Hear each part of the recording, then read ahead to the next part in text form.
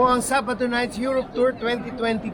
Welcome to Sabado Nights with Steve Lu, Europe Edition. Let's rock and roll! Here we go! Ito ang episode ng Sabado Nights with Steve Lu, Europe Edition. Paris and Marseille. After ng 10 days natin sa UK ay tumulak naman tayo papuntang Paris, France.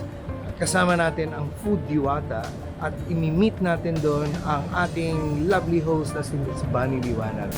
Medyo mahirap yung biyahe dahil syempre French ang salita doon at French din yung mga road signs, so medyo nahirapan tayo sa ating pag-arrive, medyo nahirapan tayo, na-challenge tayo ng konti. Pero tuloy-tuloy ang pagsubok over planes, trains, boats, and automobiles. Ito ang Sabado Nights with Steve Lu, Europe Edition. Let's go! Broadcasting from the Vatican City, ready to rock Amsterdam! In Stockholm, Sweden, my first day in Europe. Ganyan ang traffic dito sa Venice. Another beautiful day in Paris. Orly Airport in Paris at nag-import tayo ng tagatulak ng kariton. Alright. I hope you don't forget your whip. Arrive Paris. So, second time natin dito sa Paris. So, actually, third time. The second time was in 2019 for the Sabado Nights Europe Tour. Itong 2022 will be the third time. And the weather, actually, yung 2019 Sabado Nights Tour was during the summer, so talagang medyo maganda yung weather noon. Ngayon, medyo autumn tayo. It's October. So, medyo malamig ng konti, pero the weather is great today. You know, the sun is out, the skies are blue, and you don't need thermal underwear, which is a relief. So, welcome to this episode of Sabado Nights with Steve Lu here in Paris, France. So, the first order of business, according to our gracious host, Miss Bunny Liwanag, is makabili muna kami ng Navigo, which is the transportation card equivalent to the Oyster card in London. Ano siya, it's good for trains, it's good for buses, and I was advised to get a weekly pass. So yan ang unang-una natin gagawin. At sasakay tayo ng Orly bus patungo ng Paris, the center of Paris, dahil medyo malayo-layo dito sa center ng Paris. Kumbaga suburban. Para ba siyang Clark Airport. Yan, ganyan malaganon ang dating.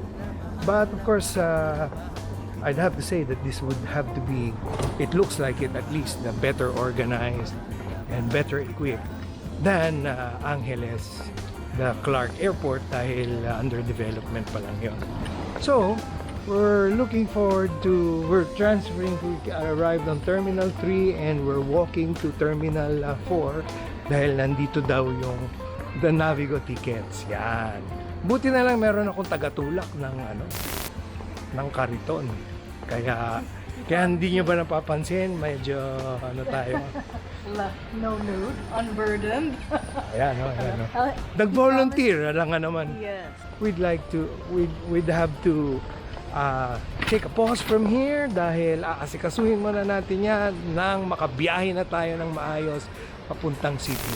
This is Steve Lu for Sabado Nights. We hope you enjoy this France episode. Rock on! Yun talaga ang mga challenges to travel in a foreign country. You have a language barrier. While we were in the UK, it was relatively easy to understand all the signs and whatnot. But when we arrived in Paris, we were very excited to come out. It was so smooth. Pero paglabas namin, parang doon na nag-umpisa yung problema. Parang, paano ba tayong pupunta doon sa sa Airbnb natin? Even with the instructions ni Bunny, ang hirap kasi. And plus the language barrier. Hindi ko maintindihan yung sinasabi nilang platform, bus number. So it was a bit confusing. Yung palang sinasabi niya platform ay platform kung saan mo mahahanap yung bus.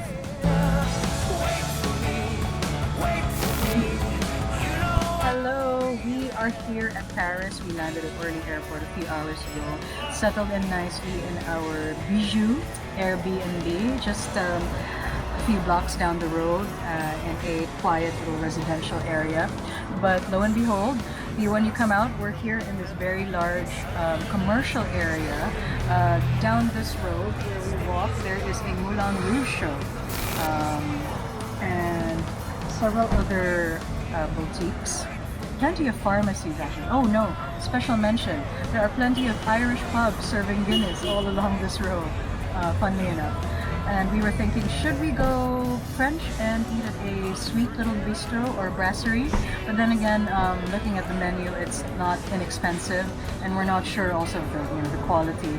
So why force it, right? We did stumble upon a few Mexican places, Mexican tacos, a few Vietnamese places, and a Japanese sushi place.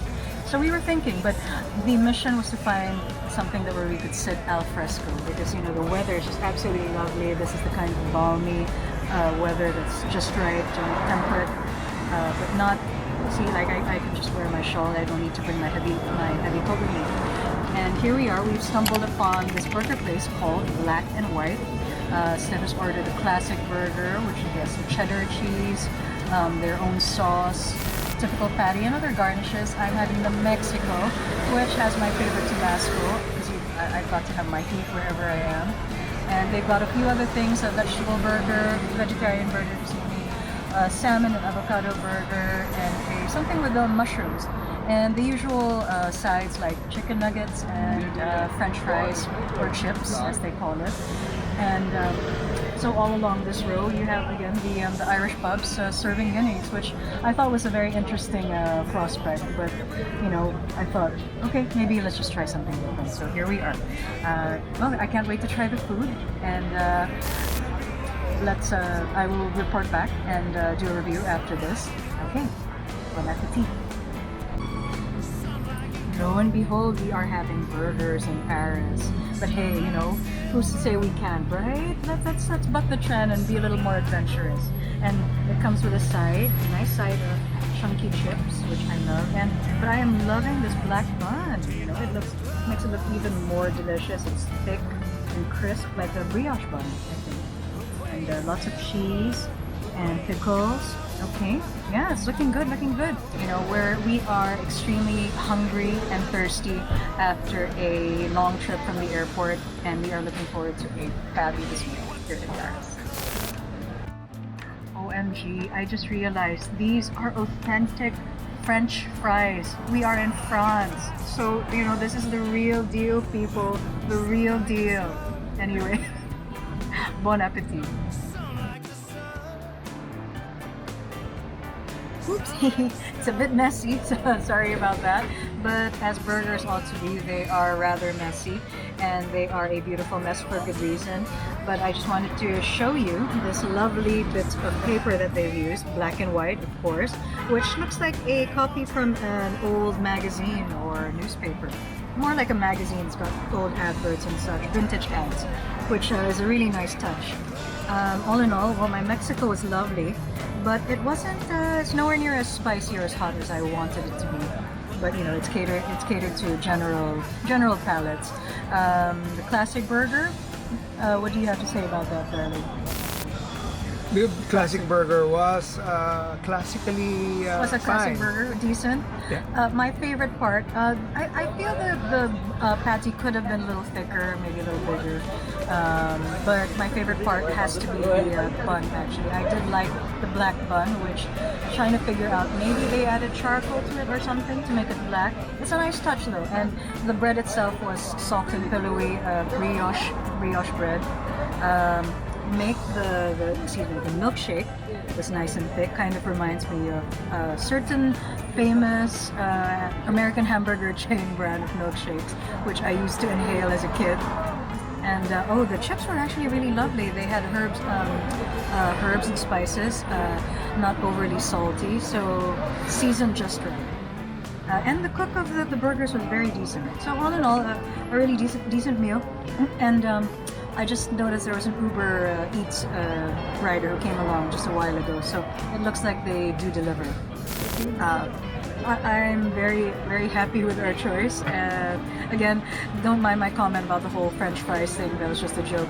As we know, burgers and French fries are an American invention, as are milkshakes. But you know, that's the holy trinity in American dining, American diner food. Milkshakes, burgers, and French fries. You can't go wrong with that wherever you are in the world. Right. Well. Again, I am going to say it's been a rather long afternoon, and I think we're ready to turn in soon. We're probably going to pop into the local grocery and pick up some milk or some juice for later. Well, this has been your food Iwata and your food correspondent here in beautiful Paris, the city of lights, and we are so looking forward to taking you around. Until next time. Ayun, so we finally checked into our Airbnb. Lo and behold, ang ating neighborhood ay maayos ang clothing stores dito. Alright. Okay. I really don't know exactly where we are. So we found our Airbnb. We checked into it. It's really neat. It's really small, tiny, but it's really good. It's right smack in the middle of this commercial area. If I were to make a guess, halos parang Makati na rin siya eh. Ang daming tao, ang daming bars, ang daming siyempre mga dining areas na alfresco, daming pubs, and there are a lot of people out on the street, so it sounds like a bustling area. Mahilig din pala sa pub ang mga French. Anyway, so we were able to check into our unit sa Airbnb, but not after a medyo struggle. Ikuwento ko sa inyo, nung nasa airport kami, very fluid, very quick lang yung process ng passport, tapos lumabas na yung aming luggages, na-pick up dala. Tapos paglabas namin, I was instructed to buy a Navigo pass. So, sabi sa airport daw meron. So, when I asked airport information, tinuro ako doon sa may banda doon, Terminal 4 daw. So, we went to Terminal 4. Pagdating namin sa Terminal 4, nagtanong kami, lumabas ka dyan, exit and go to Platform 5. They don't really bother to tell you exactly kung saan, no? So, parang ano yung Platform 5? Yung Platform 5 na bus station, which is where you can buy the Navigo. At meron din silang office doon, right? May ticket booth pala. Kanya lang, hindi namin mahanap nung umpisa, so we decided that we will take an Uber because we could not find where the platform is, where the ticket office is, so nag-decide kami mag-Uber na lang kami. Nung mag-Uber kami, ang hirap ngayon mag-book, di ba? Hindi naman mahirap. Nung nag-Uber na kami, nung nag-book ako, ang problema, hindi ko alam kung saan yung dinidescribe na pick-up point. So, eto na, natataranta na kami na luckily, we found this Tunisian guy. Of course, the North Africans, they speak French because they such a gentleman named, I forgot his name. I don't remember his name, but whoever you are, thank you, this good Samaritan. Yeah, so nagano kami, no? Met this Tunisian guy, sabi ko sa loob-loob ko, magi-smoke. So I'll just have a smoke with him just so I could ask him to help me. So it was nice that he spoke 3 languages. One Arabic, of course French, and then of course English. So trilingual siya. So we were having a chat and he helped me, and sabi ko, can you help me talk to the Grab driver? Kasi ang problema nga yung Grab driver, so naturally they speak in French. So it's not their fault that they speak in French, and it's not their fault that I don't. So there was definitely a communication gap there. So I asked this Tunisian guy to help me translate, to help me communicate with the driver, which he did. Kanya lang hindi rin sila nagkaintindihan. Yun pala, there is in such a manner na pati yung driver na inis na lang sa akin at kinancel niya yung booking ko kasi I tried to call him too because nagtataka ako ba? Ano na siya? Nakadalawang ikot na siya, hindi pa siya dumarating, hindi ko pa siya nakikita. Yung pala, there is a designated stop for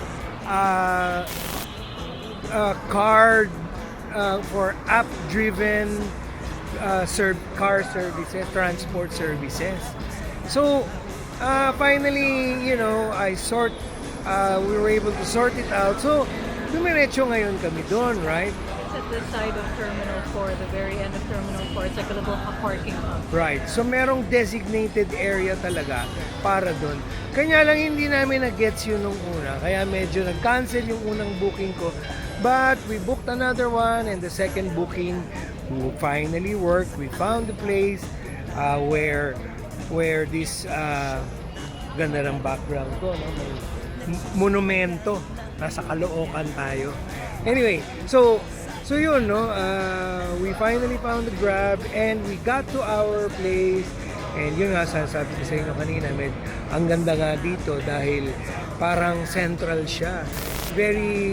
Parang siyang Malakubaw siguro, if I were to compare, no?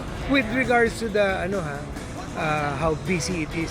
But of course, it's Paris. I mean, it has beautiful people, beautiful buses, and beautiful establishments and facilities.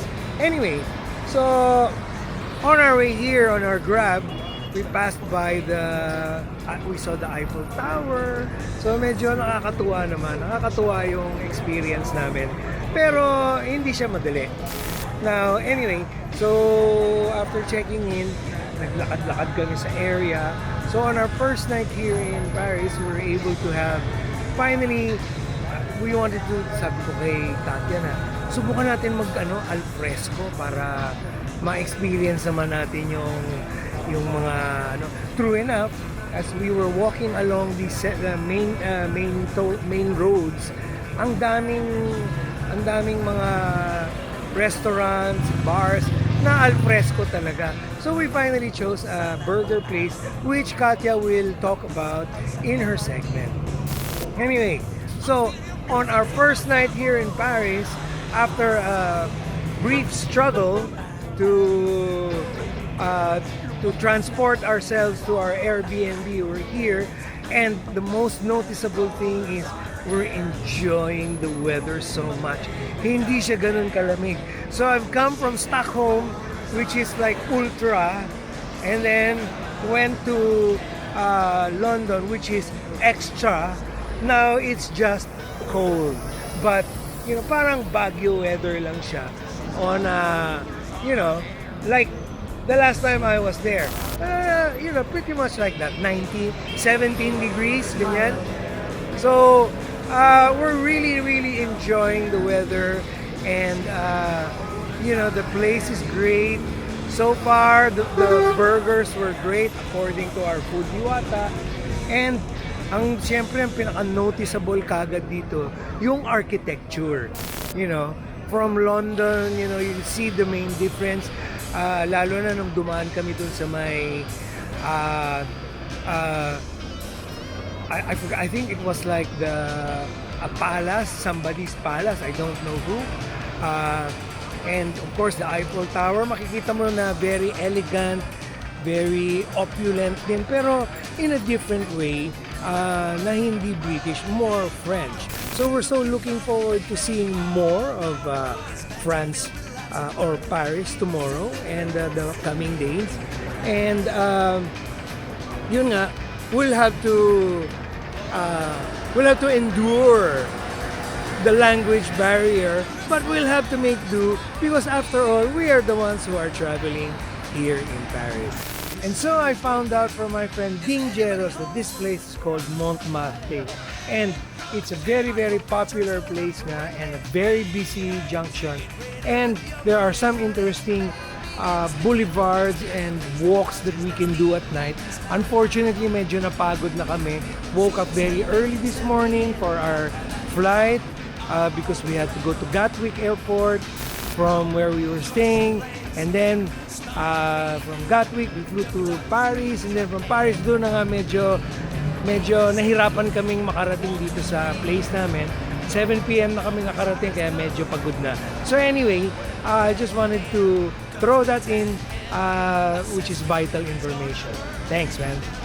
So, reporting from Paris, this is Steve Lu for Sabado Nights on our first night with the Food Diwata.